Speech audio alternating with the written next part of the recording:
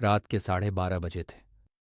Hotel सी view इन की तीसरी मंजिल पर बस एक ही खिड़की से रोशनी झांक रही थी। Room number 204। रुककर रिसेप्शन पर बैठा आरव अपनी नाइट शिफ्ट पर अकेला था। पूरा होटल सन्नाटे में डूबा हुआ था। समंदर की लहरों की आवाज भी अब धीमी लगने लगी थी। बाकी सारे कमरे बंद थे क्योंकि ऑफ सीजन था, पर 204 की लाइट हमेशा की तरह आज भी अपने आप जल रही थी। आरव ने ऊपर देखा। पर्दे हल्के हल्के हिल रहे थे, जैसे किसी ने अभी अभी उन्हें छुआ हो। लेकिन उसे पता था उस कमरे की चाबी पिछले 3 हफ्तों से रिसेप्शन पर ही रखी है। फिर भी हर रात ठीक 12 बजे 204 की लाइट जल उठती है और सुबह होते ही अपने आप बुझ जाती है, धीरे तनाव बढ़ाते हुए। पहले तो आरव ने सोचा शायद वायरिंग की कोई गड़बड़ी है, लेकिन जब उसने खुद पावर सप्लाई काटी और लाइट फिर भी जल गई तो उसकी रगों में बर्फ उतर गई थी। उस रात उसने ठान लिया अब वो खुद देखेगा 204 के अंदर आखिर होता क्या है। रात के 1 बजे होटल की सारी लाइट्स बुझा दी गईं। बस घड़ी की टकटक और बाहर से आती ठंडी हवा की सरसराहट सुनाई दे रही थी। आरव धीरे धीरे सीढ़ियां चढ़ने लगा। हर कदम पर पुरानी सीढ़ियां झर्रर की आवाज करती।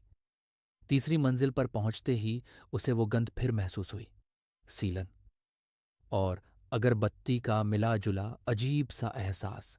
धीमे स्वर में कमरे का दरवाज़ा थोड़ा सा खुला था। अंदर से हल्की रोशनी आ रही थी और किसी के चलने की धीमी आहटें।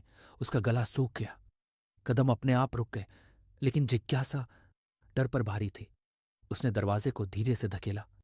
कर कर आवाज पूरे फ्लोर में गूंज गई। अंदर सब कुछ सामान्य दिख रहा था, एक पलंग, एक मेज और वो पुरानी खिड़की।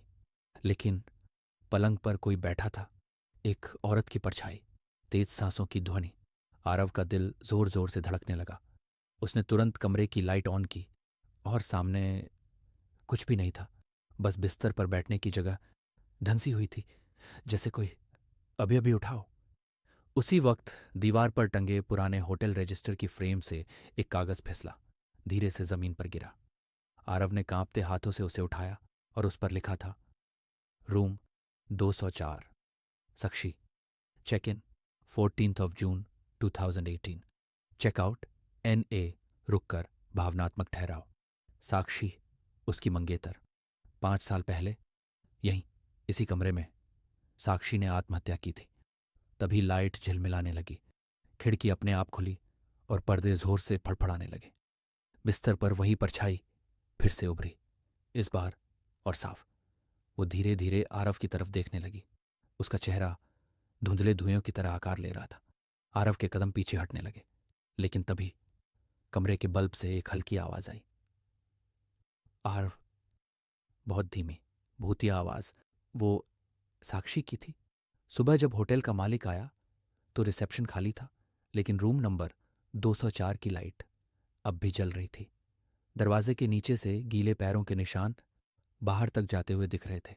कहा जाता है उस रात के बाद से होटल का रजिस्टर अपने आप अपडेट हो गया था।